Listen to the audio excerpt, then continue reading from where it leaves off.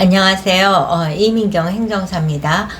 이민경 행정사가 오늘 할 예정인 것은 명의신탁 계약서에 관해서 말씀을 드리겠습니다. 여러분 좋아요, 구독, 알림 잘 부탁드립니다. 제가 2017년 행정사를 시작한 이후에 하는 업무가 이제 굉장히 많죠. 화장품 책임 판매어, 외국인 환자 유치어, 국비 지원 훈련기관, 국공립 어린이집, 복지 비영리 법인 등록 굉장히 많은데, 이제 무엇보다 이렇게 루틴하게 정형화된 업무를 대부분 하고 있지만, 이 외에 입법 컨설팅, 민원 컨설팅, 무엇이든지 물어봐 주세요. 해결사, 이런 식의 이제 닉네임을 갖고 하는 업무들이 많습니다. 이런 거는 이제 어떤 문제에 봉착됐을 때 과연 이 문제를 어느 사람이 알 수 있을까? 이거를 회계사한테 여쭤봐야 되나, 법무사님한테 여쭤봐야 되나, 또는 변호사한테 물어봐야 되나, 행정부처라면 어디에다 연락을 해야 되나, 어느 부처에 보건복지부도 소관인 것 같고, 법무부도 소관인 것 같고, 이렇게 이제 다양하게 걸쳐 있는 업무에 대해서는 대부분 이제 연락을 하면 이 부분은 제 업무가 아닙니다, 이렇게 해갖고 이제 배타적 입장에서 그 업무가 번지수를 찾기가 굉장히 어려운 상황이 많습니다. 그런 문제들이 바로 이민경 행정사가 해결해 드리는 영역이라는, 차별적으로 경쟁력 있게 해결해 드리는 업무라고 말씀을 드릴 수 있습니다. 이유는 제가 이제 여러 번 반복해서 말씀을 드리지만 KBS에서 취재 전문으로 하는 리포터도 했고, 또 국회에서 보좌관을 22년 동안 하면서 전 부처의 업무도 했고, 교수도 했고, 각 민간 기업에서도 모니터 역할도 했고, 이러다 보니까 이제 사회 전반에 대한 것을 이해하고, 또 국회 보좌관을 하면서 정책과 법안에 대해서 각 부처에 대한 것을 학습을 하다 보니까 이 문제가 어디에서 풀면 되고, 어느 부처와 어느 부처가 코디네이팅을 하면 된다든가, 이런 식의 이제 문제의 로드맵을 찾아낼 수 있는 그런 경쟁력을 확보할 수 있게 되었다고 말씀을 드릴 수 있습니다. 그래서 제가 이제 민원 컨설팅, 입법 컨설팅, 또 무엇이든지 해결해 드립니다. 이런 이제 해결사라는 게 이제 조폭 해결사가 아니라 행정 해결사라는 말씀을 드릴 수 있습니다. 그와 같은 차원에서 이제 한 경우는 최근에 있었던 케이스 중에 약국을 개설을 하는데, 약국의 일정 공간이 되게 좁아서 이제 호수를 분리했을 때는 건축물 대장상 이제 분리된 공간이죠. 그것을 하나의 약국으로 할 수 있는지에 대한 질문이 들어왔습니다. 이와 같은 것도 굉장히 어려운 사안에 해당이 되겠죠.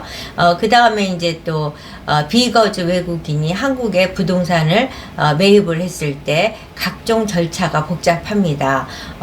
부동산 원에도 등록을 해야 하고, 한국은행에도 해야 되고, 아주 또 그 외환 거래 은행하고도 이제 관련이 있고, 이러한 절차들에 대해서도 이제 답을 찾아드려서 그분께서 저에게 행정사님은 허준 허준같이 명의신 것 같아요. 제가 정말 앞이 딱 막혔던 업무를 이렇게 뻥 뚫려줬습니다, 라는 말을 했습니다. 근데 이제 오늘은 제가 말씀드리는 사안은 뭐냐면, 명의 신탁을 하는 사람이 자신의 부동산에 대한 권리가 보호받고 싶다, 이런 계약서를 과연 어떻게 작성을 하면 되겠는가 라는 거에 대한 이제 문의와 상담 의뢰가 들어왔습니다. 이제 이분이 이제 딱한 사정으로 자기의 내 부동산이라고 말할 수 없는 그런 피치 못한 상황이 발생이 된 것 같습니다.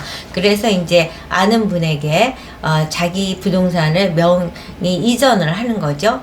그래서 알고 친하고 신뢰하지만 사람 일이라는 걸 알 수가 없으니까 불안한 거예요. 그래서 계약서를 쓰고 싶다.